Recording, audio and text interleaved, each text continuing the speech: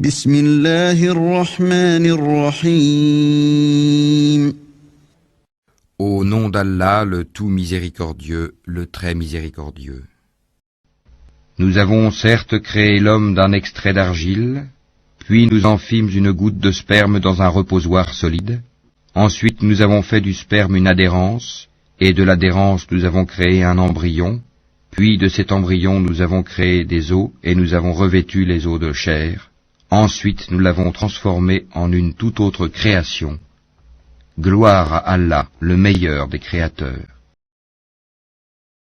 Le Coran nous rapporte: et lorsque ton Seigneur dit aux anges, je vais établir un vice-roi sur la terre, ils dirent, vas-tu en établir un qui y sèmera la corruption et y répandra le sang, tandis que nous sommes là à te glorifier et à te sanctifier? Il dit, en vérité, je sais ce que vous ne savez pas.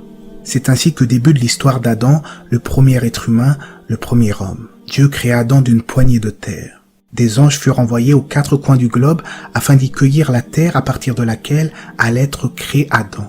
La terre apportée était rouge, blanche, brune et noire. Elles étaient à la fois molles et malléables, dures et sablonneuses. Elles provenaient des montagnes et des vallées, des déserts arides, des plaines et de tous les lieux se trouvant entre eux.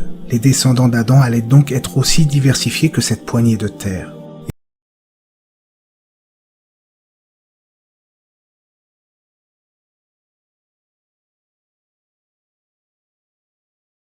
Je pense que vous avez tous entendu cette phrase, nous sommes des poussières d'étoiles. L'idée, c'est que quand on regarde un petit peu ce qu'il y a sur Terre, là vous voyez, il y a différents endroits, il y a différents paysages, la faune, la flore qui va varier, les gens aussi qui vont être différents. Et j'adore cette vidéo. C'est une vidéo qui a été prise par la NASA avec un satellite où on voit la Terre qui respire. Donc vous regardez, pendant l'été, à l'équateur ça devient vert, pendant l'hiver on voit vraiment les pôles qui deviennent blancs, on voit vraiment notre planète qui respire. Et la question qu'on se pose en regardant ça, c'est d'où vient toute cette diversité. Et donc pour comprendre cette diversité, on va faire un voyage. Et un voyage qui est assez long, j'espère que vous avez le temps, hein, ça dure 13,8 milliards d'années. Donc du coup, si on veut comprendre ça, il faut remonter assez loin. Et ça, c'est la première image qu'on ait de l'univers, c'est une image qui a 13,8 milliards d'années. Ce qui se passe, c'est qu'au moment du Big Bang, donc, il fait chaud, je vous rappelle, il fait 1 milliard de degrés. L'univers est en expansion. En expansion, qu'est-ce qui se passe? Il va se refroidir. Après 379 000 ans, ce qui est vraiment rien au niveau à l'échelle de l'univers est assez froid. Enfin, assez froid, c'est relatif, il fait quand même 5000 degrés. Et ce qui se passe, c'est qu'on va former les premiers atomes, les atomes d'hydrogène et d'hélium. C'est les 2 atomes les plus légers. Donc le Big Bang va former les 2 atomes les plus légers. Il ne va pas en former que 2, hein. Il va en faire beaucoup. Mais les atomes qu'il va former, c'est principalement de l'hydrogène et de l'hélium. Et là, on en revient à cette image. Cette image, c'est assez étonnant. Qu'est-ce qui s'est passé? C'est que, en fait, quand l'univers était très chaud, on avait donc ces atomes principalement d'hydrogène. Les noyaux, c'est en rouge, et en noir, c'est des électrons. C'est des petits trucs qui tournent autour. Et quand il fait chaud, les électrons, ils sont séparés des noyaux. Je ne sais pas si vous avez déjà vu du brouillard. Moi, j'ai grandi dans les monts d'Arrée, donc souvent, on en voit au sommet. Et ce qui se passe quand il y a du brouillard, c'est que si vous mettez de la lumière à travers les nuages, la lumière, elle n'arrive pas à traverser. Là, c'est exactement la même chose, sauf que le brouillard, c'est pas de l'eau, c'est des électrons. Donc on a un brouillard d'électrons qui fait que la lumière ne peut pas passer. Quand l'univers est assez froid, au bout de 379 000 ans, les électrons se rattachent au noyau, on a un atome neutre, et du coup, il n'y a plus de brouillard. Du coup, vraiment, comme il n'y a plus ce brouillard, la lumière peut partir, et ce qui se passe, c'est que du coup, 379 000 ans après le Big Bang, on a eu la première lumière de l'univers. Et cette lumière, c'est ce qu'on voit ici sur cette image. Donc la question, c'est d'où viennent tous les autres atomes. Donc ce qui se passe, là on va faire un grand bond en avant. 500 millions d'années après le Big Bang, on a des gros nuages de gaz et de poussière qui vont s'effondrer sous leur masse, donc la gravitation.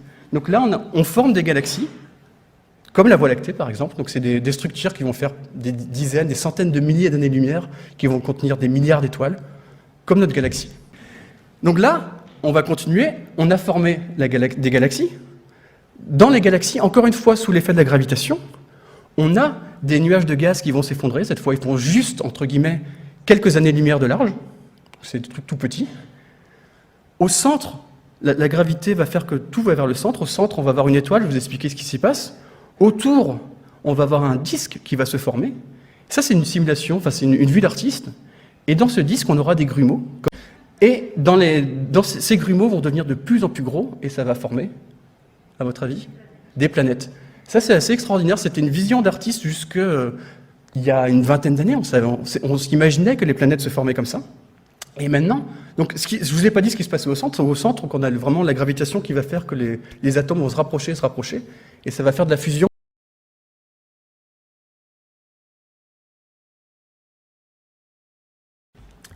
Donc, si on continue, on a formé les galaxies, on a formé des étoiles, on a des disques, on a des planètes qui se forment dedans, mais il y a un petit souci.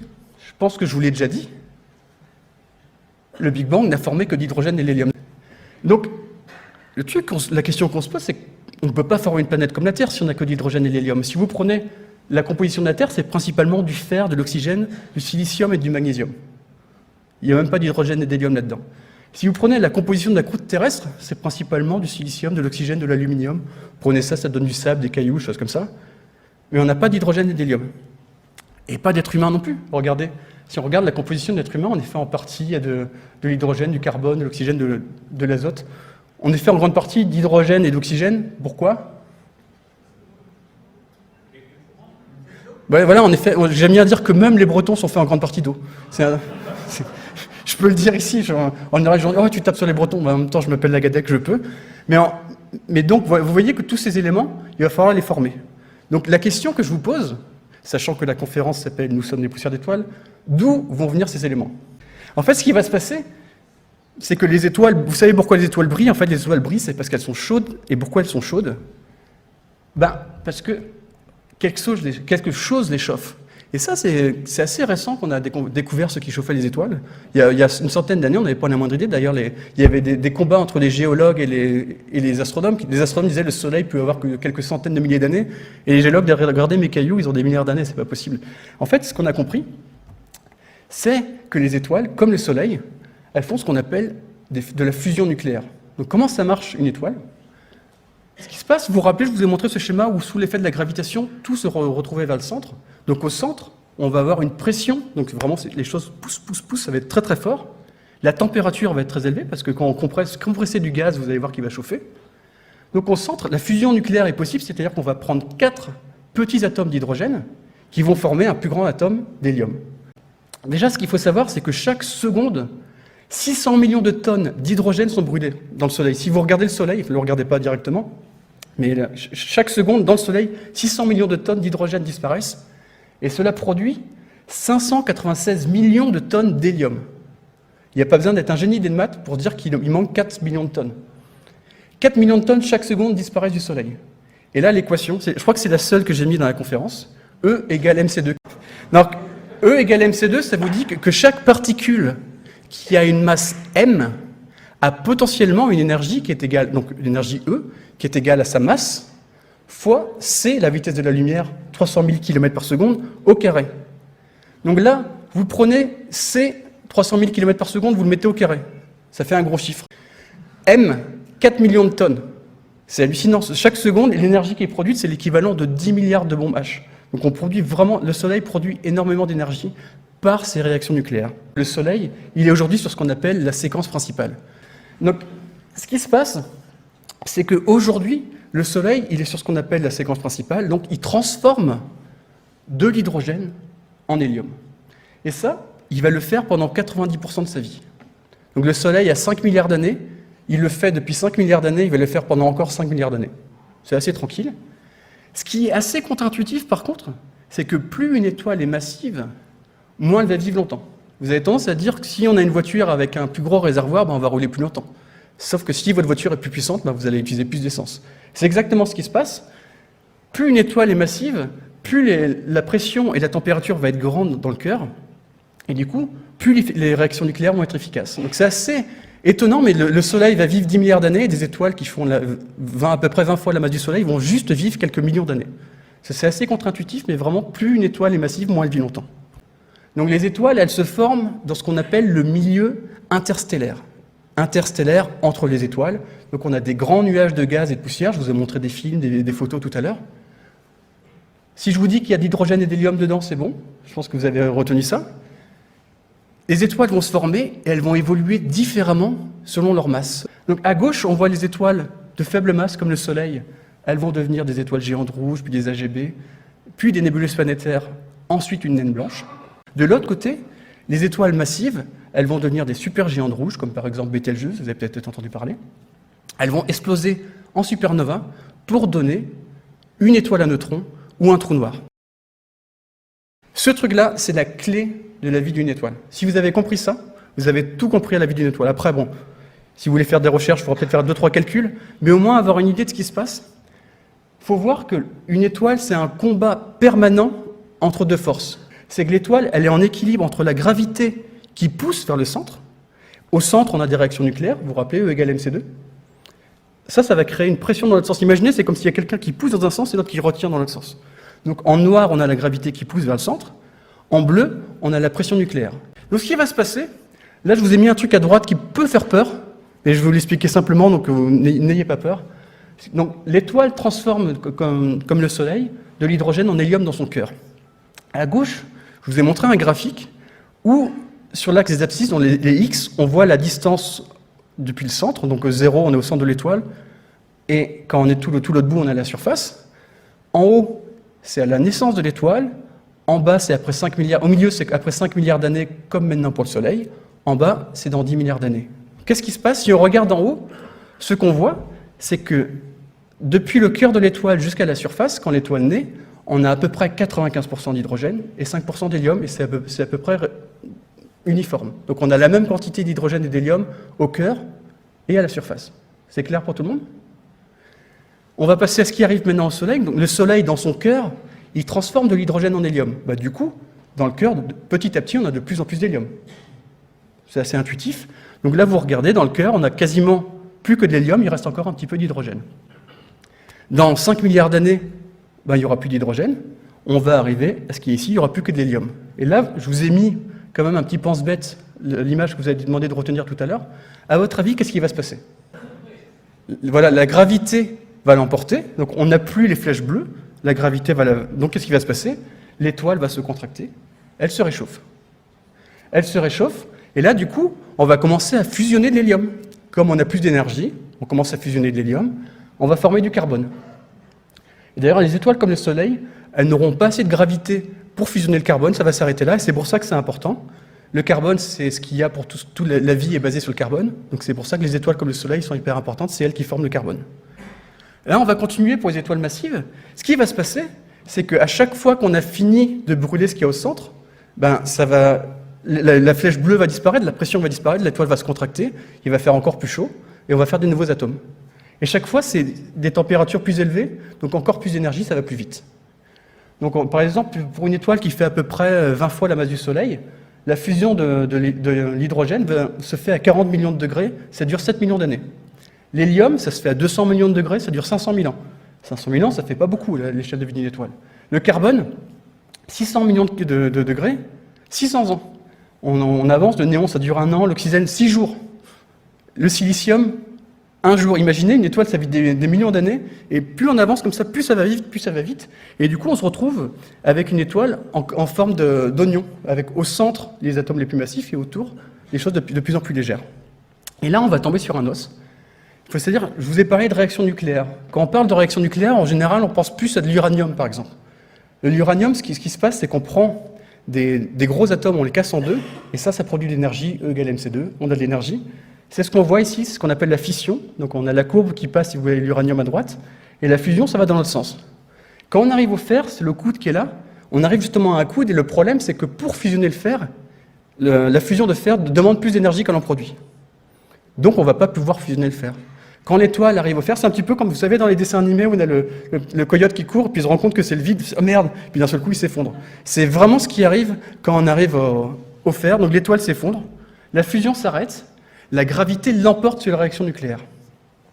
Donc en un effondrement très rapide de l'étoile, imaginez, elle a vécu 20 millions d'années, en moins d'une seconde elle s'effondre. C'est vraiment hallucinant. Et les gens souvent parlent d'explosion de supernova, il faut savoir que c'est d'abord une implosion. Donc la matière va s'effondrer vers le centre, et rebondir. Et c'est là aussi que pas mal d'éléments lourds vont être formés, des éléments plus lourds que le fer. Mais il y a d'autres façons de le faire, et ça forme une supernova. Je vous ai parlé de millions, de milliards, c'est assez difficile. Enfin, tout à l'heure, je discutais, je crois que c'était avec Alan, il disait, comment tu arrives à imaginer des millions, des milliards? J'arrive pas. Je fais juste semblant. Mais ce que j'aime bien faire, c'est faire des analogies. Alors, imaginons qu'une étoile dure, la vie d'une étoile dure 24 heures. Donc là, on a une étoile massive qui va vivre 24 heures. Pendant 22h24, elle va être sur la séquence principale. J'ai réussi à le placer. Vous pouvez peut-être le faire aussi. Elle va fusionner de l'hydrogène. Pendant 1h35 et 53 secondes, elle va fusionner de l'hélium. Donc il est minuit, presque moins 5, on a fait 2 réactions. Pas terrible. Le carbone, 6 secondes 99. Le néon, 6 millisecondes. Il est 23h59, 59.9996. On avance, on fait l'oxygène, le silicium. Vous voyez, tout va vraiment très vite. C'est vraiment assez hallucinant, c'est que l'étoile elle va passer quasiment toute sa vie sur cette séquence principale. Après, un petit peu à brûler l'hélium, et après, tout va très vite.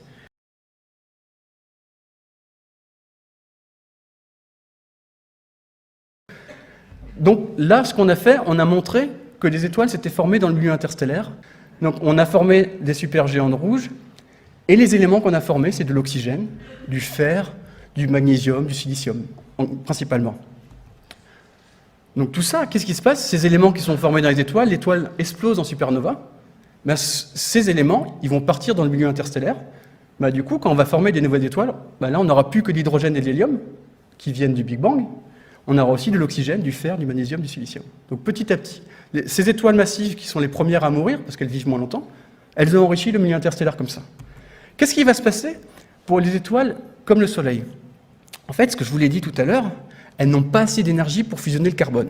Donc ça va s'arrêter au carbone. Elles deviennent ce qu'on appelle des géantes rouges ou des AGB. Je pourrais vous en parler pendant des heures, parce que ça fait à peu près 20 ans que j'étudie ces étoiles, mais je vais vous expliquer pourquoi elles sont importantes. Déjà, c'est la principale source de carbone et de poussière dans l'univers. C'est une bonne raison pour être importante. Il faut savoir que 95% des étoiles dans l'univers vont devenir des étoiles comme ça. À gauche, c'est une coupe de ces étoiles en fonction de la masse.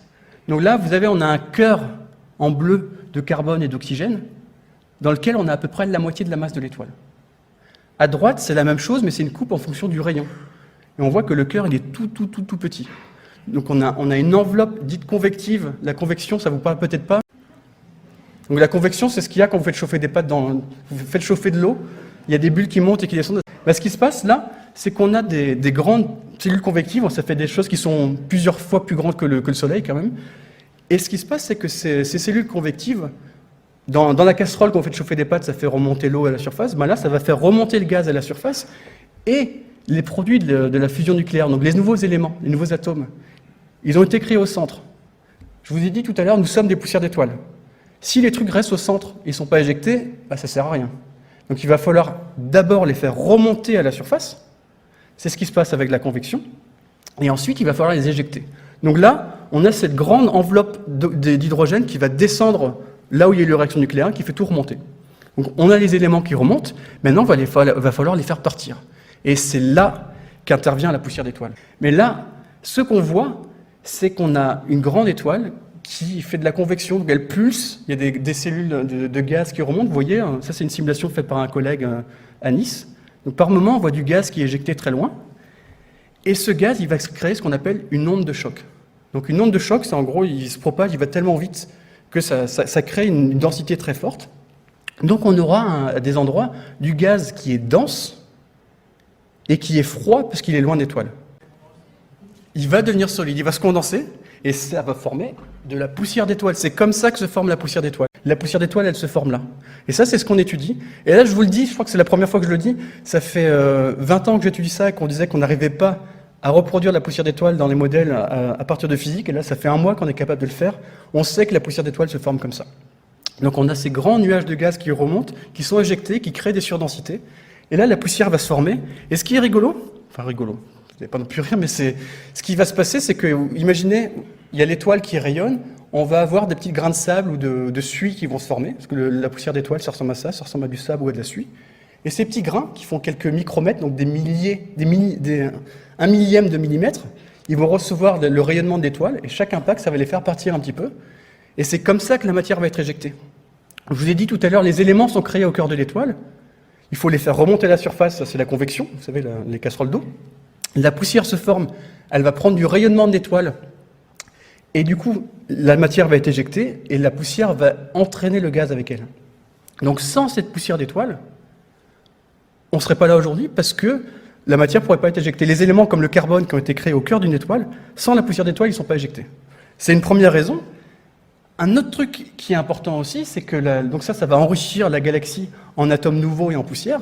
Et dans le milieu interstellaire, je ne sais pas si vous imaginez, vous prenez 1 cm3 de milieu interstellaire, vous allez avoir en moyenne un atome. Donc si vous voulez faire des réactions chimiques pour faire des molécules complexes pour arriver à la vie, il y a peu de chances que ça marche. Là, j'ai trouvé une explication assez simple, c'est scientifique. En fait, j'explique maintenant que la poussière, c'est un petit peu le Tinder du milieu interstellaire. C'est-à-dire que la poussière permet aux atomes de se rencontrer. S'il n'y avait pas de poussière dans le milieu interstellaire, les atomes ils resteraient tout seuls. Grâce à la poussière, il y a un endroit où on peut se retrouver, c'est sympa, et on fait des molécules complexes, et c'est comme ça que les molécules complexes apparaissent et petit à petit vont donner la vie.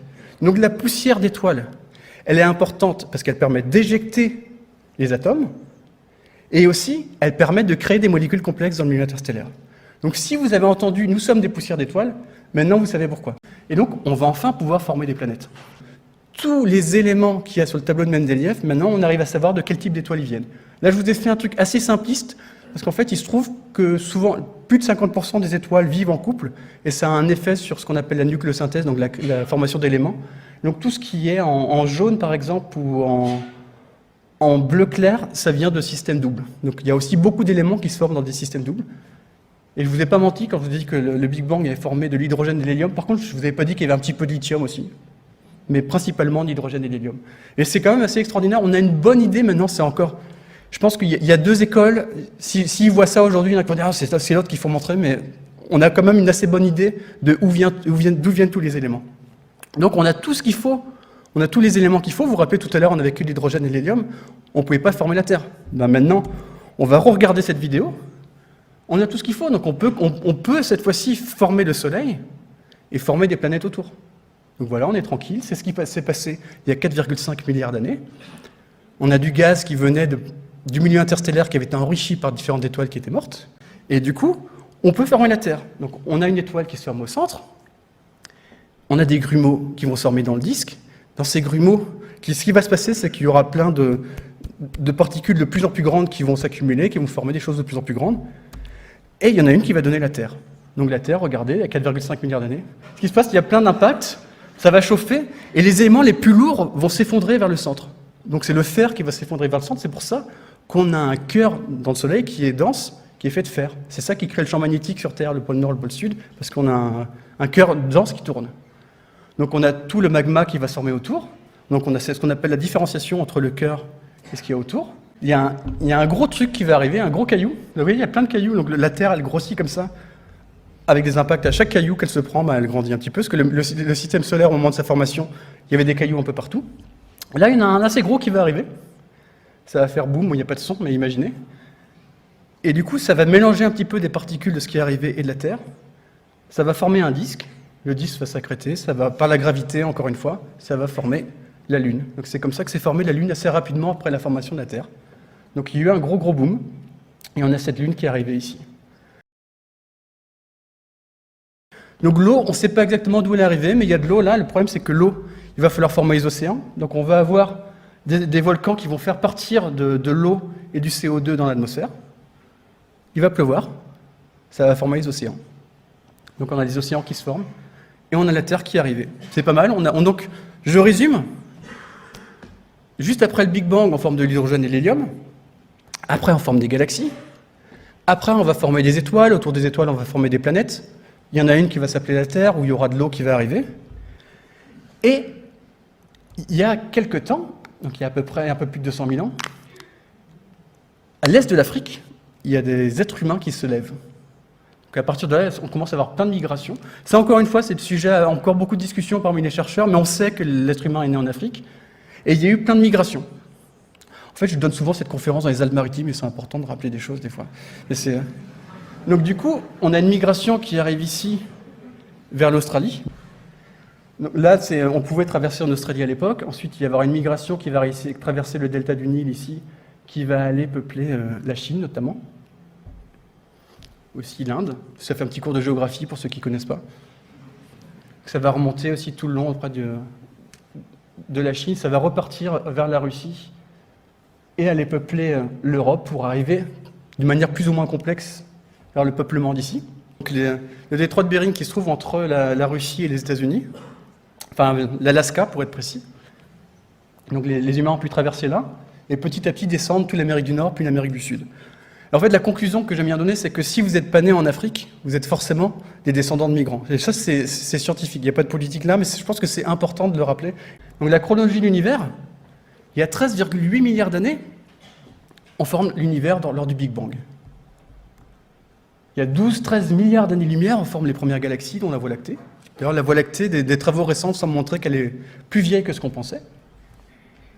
Il y a à peu près 4,6 milliards d'années, on forme la Terre. Il y a à peu près 4 milliards d'années, donc juste 600 millions d'années après, juste 600 millions d'années, ça va peut-être faire, mais à ces échelles-là, c'est rien.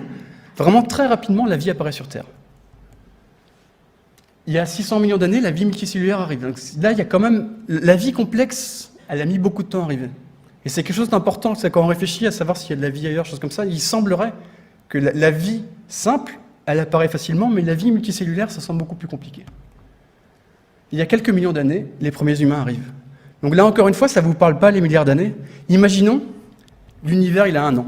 14 milliards d'années d'histoire de l'univers en 1 an. Le 1er janvier, c'est le Big Bang. Le mal de tête, ça vient de là. C'est le Big Bang, c'est qu'est-ce que tu as fait hier? J'ai fait le Big Bang, c'était fatigant. Début février, c'est les vacances, on forme les galaxies et la Voie lactée. Vous voyez, les galaxies et la Voie lactée, ça se forme quand même rapidement. Mi-août, en France, personne ne fout rien, surtout dans la recherche. J'ai dit ça, moi? Non. On forme notre système solaire. Donc, le système solaire, il arrive, ça a mis un petit peu de temps quand même. Début septembre, la vie apparaît sur Terre. C'est là que je vous dis que la vie apparaît rapidement. Imaginez, si le système solaire s'est formé à la mi-août, la vie, elle a apparu début septembre. L'explosion cambrienne, donc vraiment la vie multicellulaire, ça arrive seulement mi-décembre. Les premiers hominidés se pointent tranquilles pour l'apéro le soir du 31 décembre. Tout va bien. Et la civilisation humaine commence le 31 décembre, 30 secondes avant minuit. Et pourquoi je vous dis ça? C'est pour vous dire qu'en fait, l'être humain sur Terre, ça fait très peu de temps à l'échelle de l'univers qu'on est là. On vient tout juste d'arriver.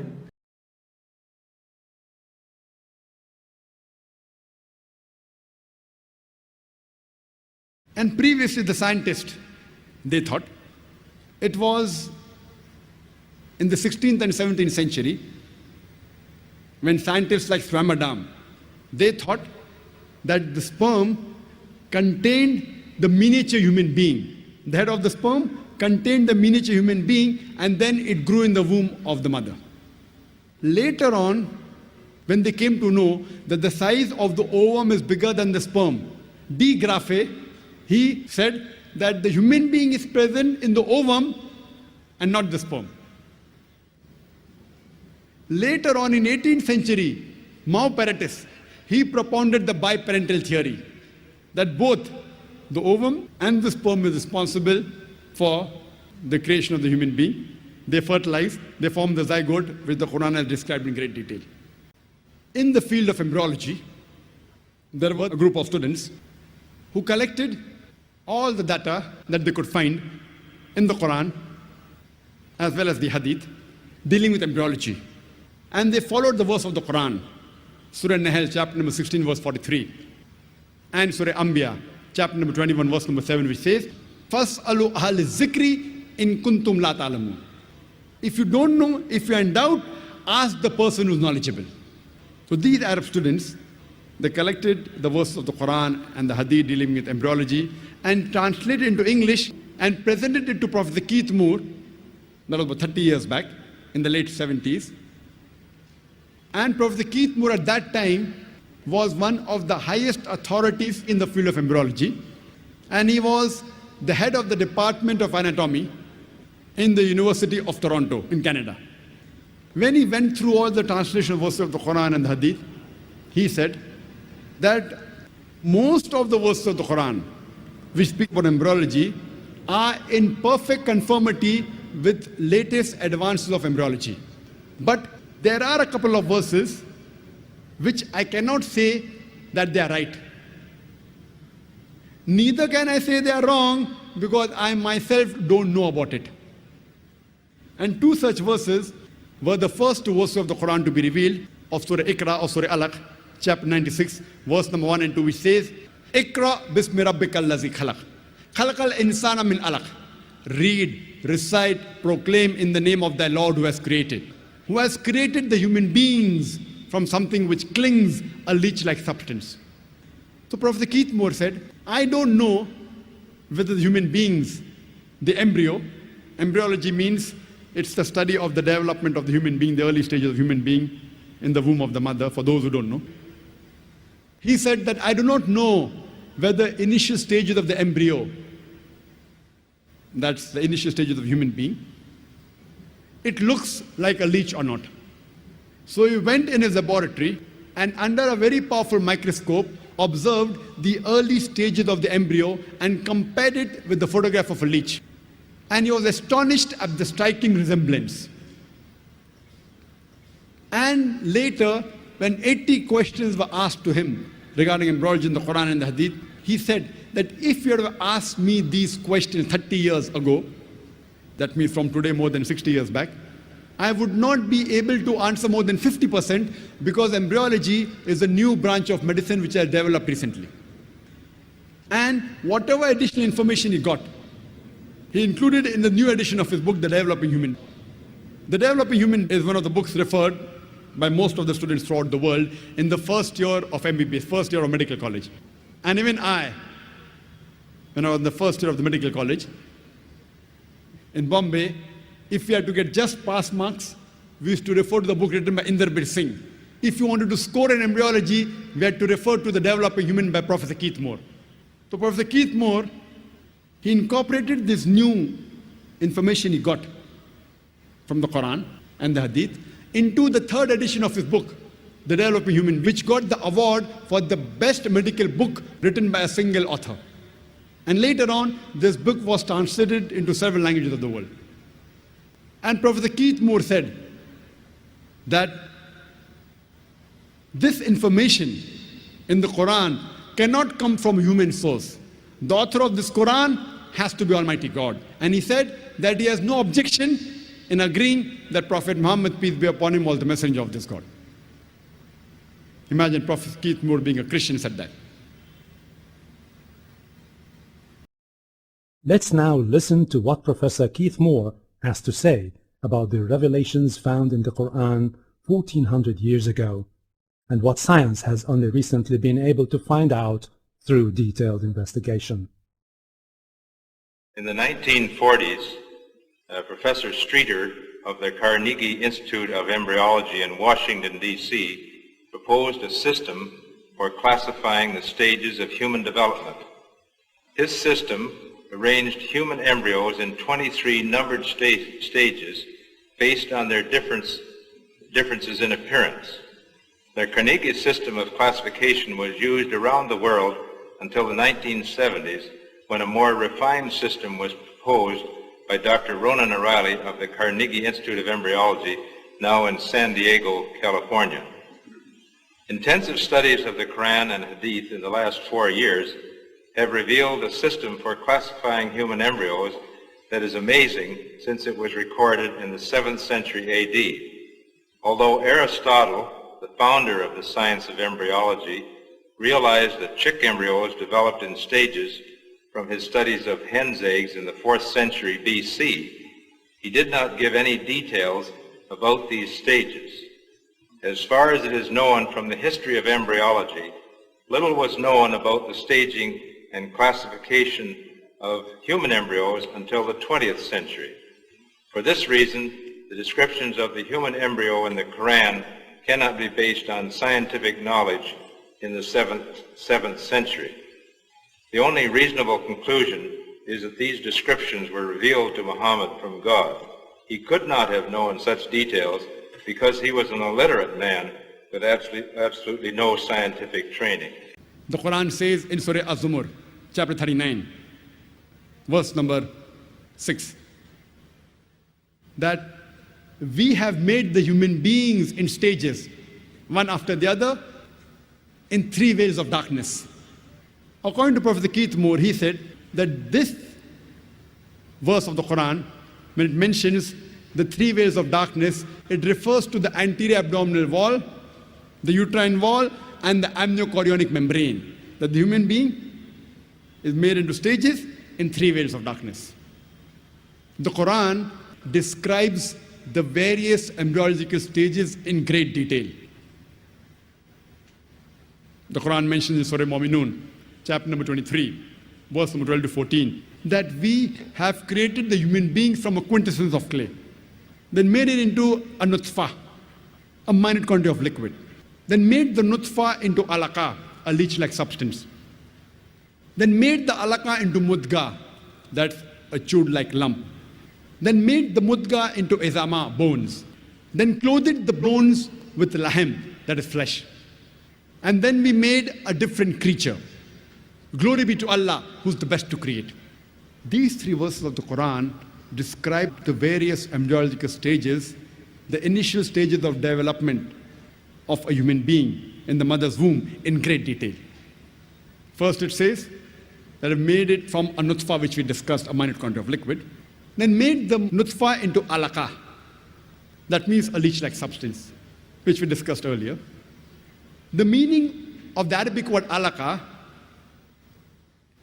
it has got three meanings. One is a leech-like substance. It also means something which clings. And the third meaning of alaqa is congealed clot of blood. Besides it looking like a leech, the embryo in the initial stages, it also behaves like a leech, it behaves like a bloodsucker, it derives its nutrition from the mother through the placenta. It behaves like a bloodsucker. So besides looking like a leech, it also behaves like a leech. The second meaning, something which clings, we know that the embryo clings to the uterine wall. Throughout the 9 months that the fetus is in the womb of the mother, it clings to the uterine wall. The third meaning of alaqa is congealed clot of blood. And today's science tells us that in the initial stages, the blood does not circulate. And the blood clots in the vessels and appears like a congealed clot of blood. So all three meanings of alaqa, alhamdulillah, today's science says, is in perfect conformity to latest advances made in embryology. The first stage is adaf, and you'll have to apologize for my pronunciation. This is from Surah Tariq 6. He is created from a drop emitted. This Arabic term refers to the forceful emission of fluids which occurs during ejaculation in the male and ovulation in the female. The male secretions, called semen, contain the spermatozoa, and the female secretions, called follicular fluid, contain the ovum. This is the stage of fertilization and the nutfa, and after this is what we call the zygote, referred to in the Quran as the nutfa, and the nutfa undergoes division, which we call cleavage, as it passes down the uterine tube. And so these are the stages of the nutfa here as it undergoes cell division. This term is used several times in the Quran when referring to the beginning of development. After examining all these references, it is concluded that nutfa refers to the small drop of fluid containing the sperm and the ovum. The term nutfa is also used to refer to the dividing zygote as it undergoes cleavage, cell division, and passes along the uterine tube to enter the uterus. This surah says, "Then he made his progeny from a quintessence of the nature of fluid despised." Sulala is an Arabic term, refers to the gentle extraction of the germ or sex cells from the millions that are produced. There are 300 to 500 million sperms in the ejaculate of a healthy young male. Only one of these is extracted from the semen to fertilize the ovum. This shows a photograph of the millions of sperm when they are ejaculated, and only one of these several million sperms is drawn out, which is what is suggested by the word sulala. The same in the case of the ovary. only one ovum reaches maturity and is expelled from the ovary, and it is extracted from the many thousands that are available in the ovary. Again, the idea of extraction or sulala. The next stage is Amshaj, Surah Ad-Der 2. Verily we created man from a mixture of a germinal drop.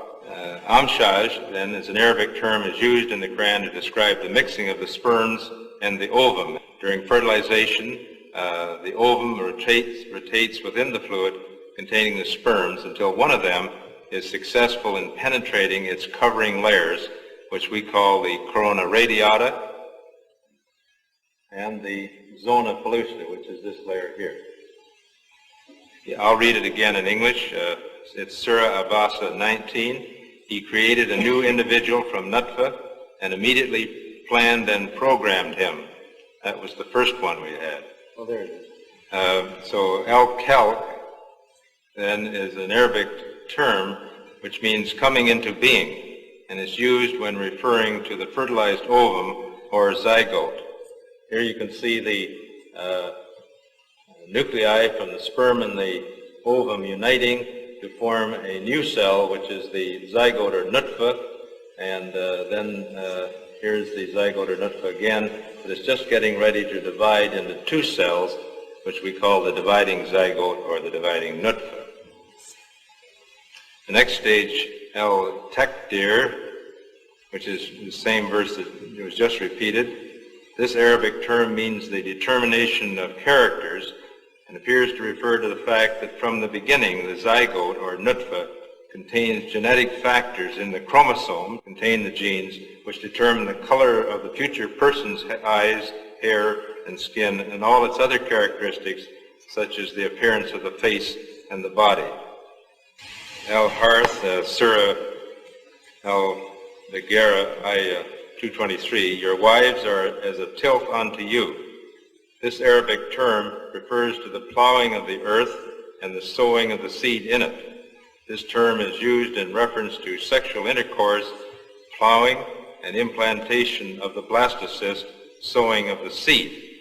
This analogy is a very good one, since the blastocyst develops root-like structures called chorionic villi, which derive oxygen and nutrients from the mother's blood, just as the roots of the plant, shown here, derive their nutrients from the soil.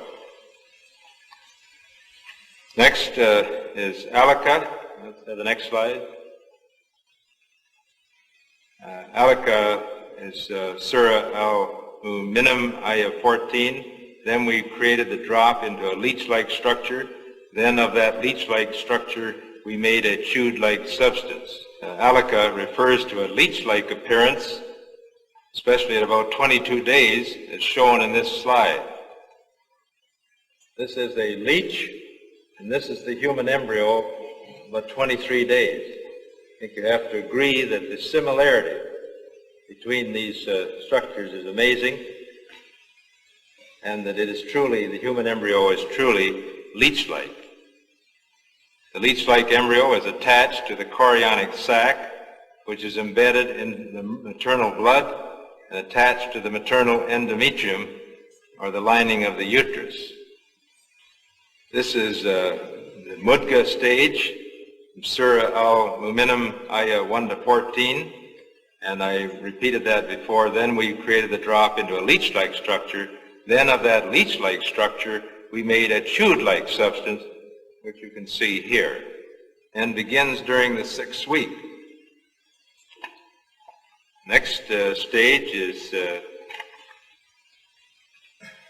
Al-Kissa Bil-Lan, Surah Al-Mu'minun, Ayah 14. Then we clothe the bones with flesh. So in the previous stage, then we had the bones, and then we covered the bones with flesh. So this Arabic term means a clothing with flesh, and after the bones form, they become surrounded or clothed by flesh or muscles, which acquire attachments to them. These muscle attachments permit movements of the skeleton to occur. Now this is the final stage of development called Al-Nasha, Then we developed of him another creation. Anasha means growth or coming into being. This undoubtedly refers to the fetal period when there is growth and differentiation of the embryo that developed in the embryonic period. The rate of body growth during the fetal period is remarkable, especially between the 9th and 16th weeks. You can notice how quickly it's growing in this nasha stage, or fetal period as we call it. The next stage is al-Qabliya.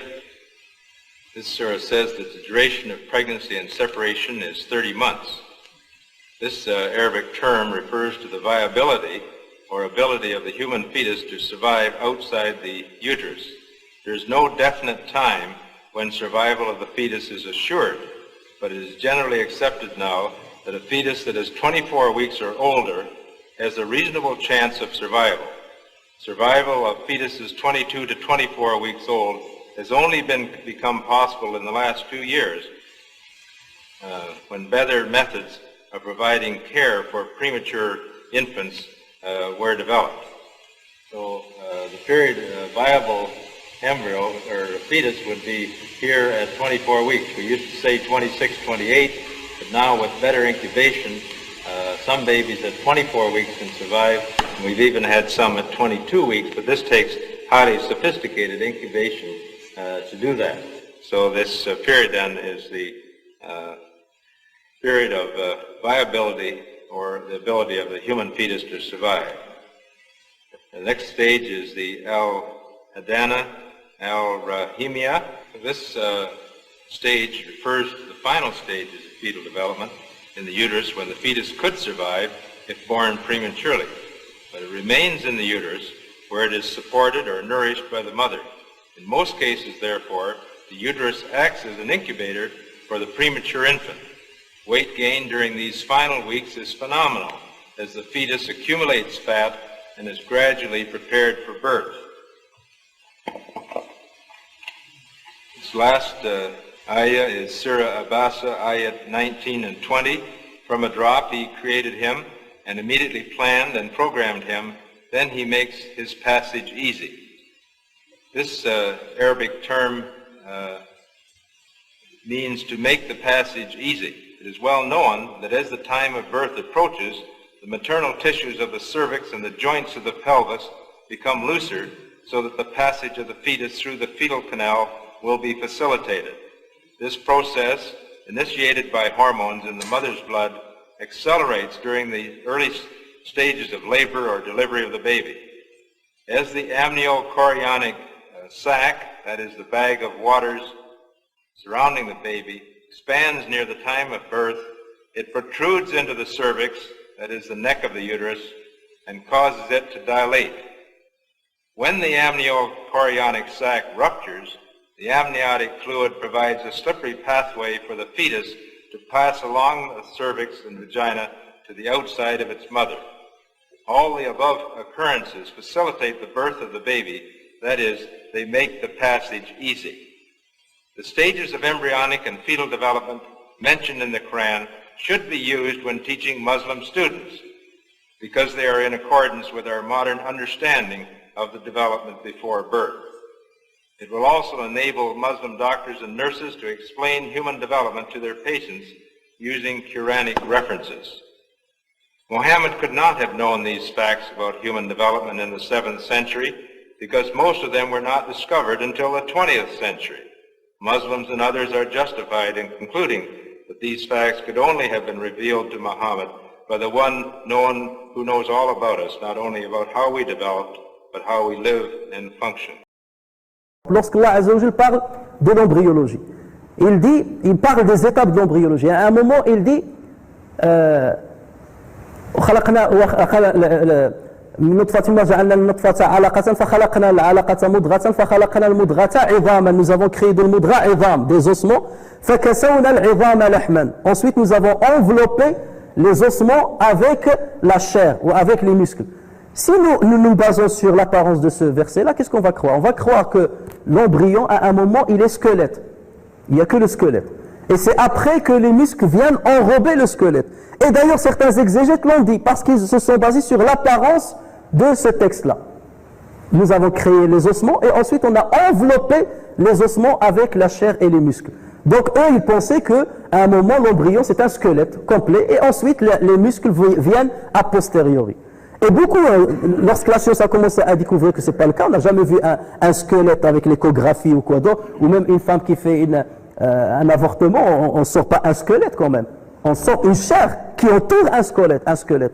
Donc comment le Coran, et à l'époque où le Coran a été révélé, les musulmans ont sûrement vu un avortement, ont sûrement vu un embryon. Donc comment ils peuvent, le prophète sallallahu alayhi wa sallam, si c'était lui qui avait créé le Coran et qui avait forgé le Coran, comment il pouvait tomber dans ce genre d'erreur? Il a fallu attendre le développement de la science pour découvrir en fait que dans la différenciation des cellules embryonnaires, les premières cellules qui se fabriquent, ce sont ce qu'on appelle les ostéoblastes. C'est des cellules qui vont donner plus tard les os, les ossements. Et ensuite viennent les myoblastes, qui vont donner plus tard la chair et les muscles. Donc dans l'ordre chronologique, c'est les ostéoblastes qui se différencient les premiers, et ensuite les myoblastes. Alors que si on voit l'apparence du texte, on va croire qu'il y a le squelette qui va se former, et ensuite la chair va venir autour. Donc il faut voir ce que dit la science d'une manière définitive, et ensuite on comprend mieux ce que dit le Coran, et corriger les erreurs dans lesquelles certains exégètes sont tombés, parce qu'ils se sont basés sur l'apparence littéraire du texte. Et on ne va pas les invectiver parce qu'ils expliquaient par rapport aux connaissances qu'ils avaient. Maintenant qu'on a plus de connaissances, on peut mieux comprendre certains passages coraniques. The next stage is called the Isam stage. This subsequent stage, phase of development is referred to as Isam, which means bones. And the fetus does indeed acquire a cartilaginous skeleton after the Mudga stage. Those of you that have studied embryology realize that first of all you have what we call mesenchymal bones made out of connective tissue, then they become cartilaginous, and then they become ossified and become bones, solid bones. The formation of the bone does not begin uniformly throughout the body. Rather, there's a sequential appearance of bony tissue. In recent decades, the process of osteogenesis in the human embryo has been reasonably well documented. Bone development in the limbs commences in the embryonic limb buds from these mesenchymal or connective tissue cells. Primary ossification centers appear in the femur during the 5th week. The femur is your thigh bone. And in the sternum, it's breastbone, and the maxilla, jaw, during 8 to 9 weeks. The timing of the Isam phase has been mentioned in the following hadith. These simply show these various stages when, at this stage, the bones in the limb would be cartilaginous. The same here, you're starting to get little indications of the bones developing. And in this hadith says, when 42 nights have passed from the time of the nutfa, that is the time of conception, Allah sends an angel to it who shapes it and makes its ears, eyes, skin, muscles, and bones. In the early part of this phase, the embryo takes on a human appearance, Tazwir ad-Dami, and the hadith describes this with the word shapes. Before the 42nd day, it is difficult to distinguish the human embryo from the embryos of many animals, but at this stage it becomes clearly distinguishable in its appearance. What does the Quran mean that we made it into altogether different creature? Till this stage of mudga, izama, lahem, chud like lump, bones, flesh, till this stage today science tells us the initial stages of development of a human being is similar to the development of a fish, rabbit, and many other animals. Only after this stage does the human development differ in looks, where we have a head, then we have limbs. Then the Quran says, we made it into a different creature. Glory be to Allah, who is the best to create.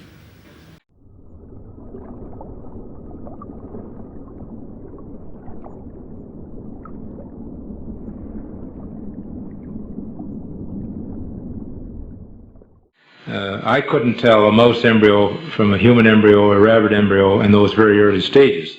So as this hadith is making clear, is that after this 40th day, when the angel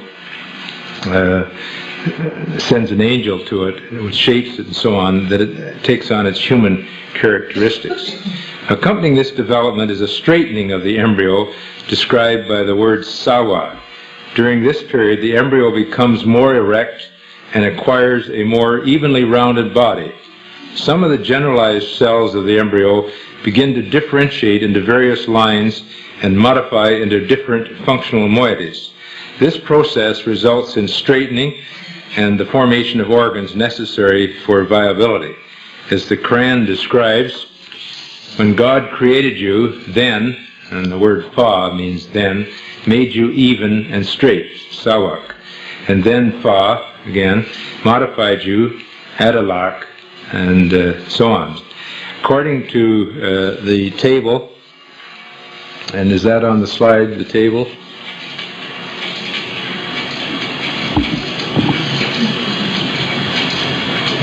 Showing the different stages. Here's the table which you're referring to. You can see these stages listed along the side here, and you have the shaping stage and so on. These are all correlated with the age and days and the actual size of the embryo. According to this table, which compares the three ayat on the stages of development, it is apparent that the Isam stage corresponds with the straightening stage, taswiya. The word sawak in the Quranic statement indicates the following. First, to straighten the position of the body from a bent position, and also to make uneven things leveled. The embryo at the 7th week has a bent back, thus taking the shape of the letter C during the mudga stage. In the Isam stage, the bending position is straightened and the surface becomes more even due to the disappearance of prominences and depressions. Now the Lam stage, although precursor cells, which we call myoblasts or early muscle cells, are present adjacent to the developing bones, differentiation into skeletal muscle attachments appears after the ossification process in the shaft and the ends of the bones. I was asked many times, did the bones appear before the muscles? Well, they certainly do. If you want to be logical about it, you wouldn't have muscles until you had something to attach them to. So you have bones and then the muscles. And this is clearly stated in the Quran that the bones appear first.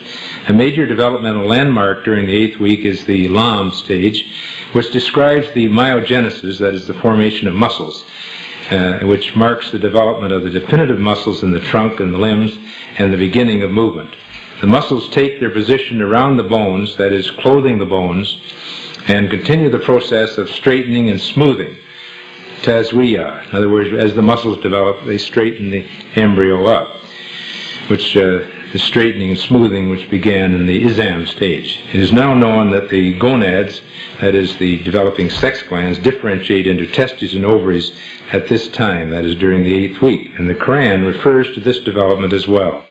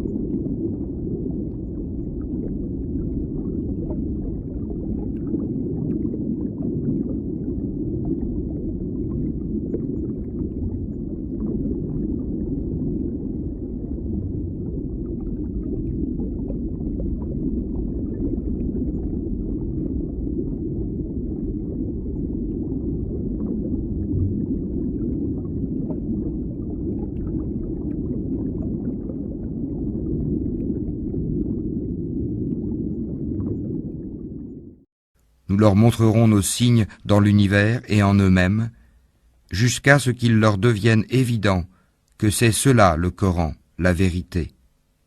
Ne suffit-il pas que ton Seigneur soit témoin de toutes choses ?